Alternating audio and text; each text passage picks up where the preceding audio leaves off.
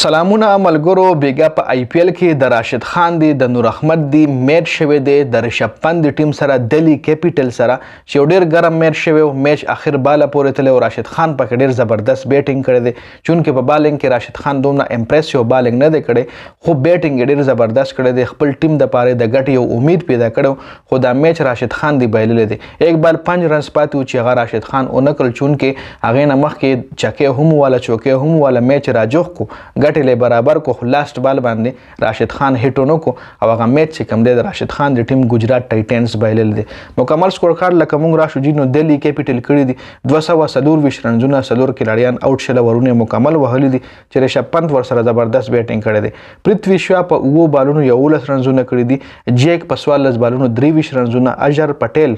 د مخ کې راوتل خو کلیک شوی دی چې بیټینګ کړی دی په 3 بالونو باندې شپږ شپږ رنزونه کړی دي شای هوب د ویسټ انډیز کې لړی دی په شپږو بالو 15 او رشب پنت چې کوم دی د په اخر کې سپیشلی په لاست اور کې چې په لاست اور کې ډیر زبردست بالینګ د کړی د ګجرات ټایټنز د راشد خان دی د ټیم موهد شرما چې کوم دی ډیر ایکسپنسیو ثابت شوی دی په اخرنی اور کې په د سلور چکی ولجی رشب پنت په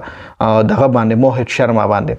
ګوره په 3 بالونو باندې اته 13 رنزونه کړی دي رشب پنت سټاپس چې کوم دی د ور سره هم په وو بالونو باندې شپږ 20 رنزونه کړی دي اوس کوم راشو د راشد خان دی د ټیم بالینګ وګورو نو عظمت الله عمر دی هم داسې خبالنګ نه دی کړی سلور اورونو کې 3 رنزونه وکټي نشته دي واریر په 3 اورونو کې 15 او 3 وکټي زبردست بالینګ پکې د کړی جی راشد خان په سلور اورونو کې 15 وکټ نشته نور احمد په 3 اورونو کې شپږ وکټ د پکې یو ایشتلی ده لکه ایکسپنسو ثابت شوی دی پر هر اور کې 12 رنزونه ور کړی دي خو موهد شرما تاسو ګورئ جی د په سلور اورونو کې 3 او یا رنزونه ور کړی دي او ډاټ بال د یوم نه دی کړی ډاټ بال یوم نشته دی او په سلور اورونو کې 3 او یا رنزونه د آی پی ایل د هیستوري ایکسپنسیو ترین سپیل چې کوم د ایکسپنسیو بالینګ چې کوم دی غو کو جی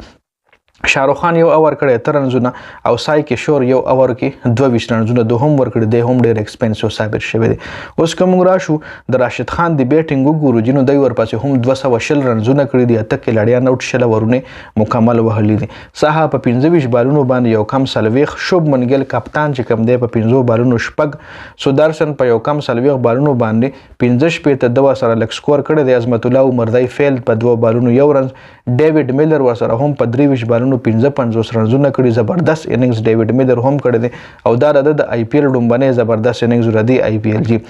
شاروخ خان په 15 بالو اته راهول ټیواټیا فیل شوی چونکې کده ولاړو دا هم خ بیټسمن د په 15 بالونو سلور راشد خان تاسو ګورئ په 11 بالونو یو 20 رنزونه کړي دي او نټ آوټ پاتې شوی دی سای کشور په شپږ بالو 14 او موهد شرما 1-0 بال 0 رنزونه کړي دي راشي تاسو د دلی کیپیټل بالینګ وګورئ نو دلی کیپیټل سره خ بالینګ چې کم دی راسخ دار کړی دی سلور اورونو کې سلور سلويخ رنزونه ور کړی خو وکټ یې 3 ایشتلی دي نو کې 3 اورونو کې 2 کم 50 د ساوث افریقی فاست بالر د ایکسپنسو ثابت شوی دی صرف یو وکټ ایشتلی ده یو وکټ مو کې اشکمار ایشتلی سلور اورونو کې یو سلويخ اجر پټیل 3 اورونو کې 28 یو وکټ او کلدیپ سلور اورونو کې یو کم 12 2 وکټ ایشتلی دي میچ د راشد خان د ټیم دی بایللې دی او دلی کیپیټل چې کوم دی رشب پنت د ټیم په سلور رنزونو باندې دا میچ ګټلی او دا میچ هم د لاست اور نه خراب شو ځکه په لاست اور کې د راشد خان دی په بالر باندې په موهد شرما باندې سلور چکی یو چوکا او 2-3 مطلب هغه لاست اور کې رشب پنت 31-32 رنزونه په موهد شرما باندې جوړ کړو جنو هغه ایکسپنسیو ثابت شو نو دا مکمل سکور کارډو ډیر زیاته مننه د ویډیو کتلو والسلام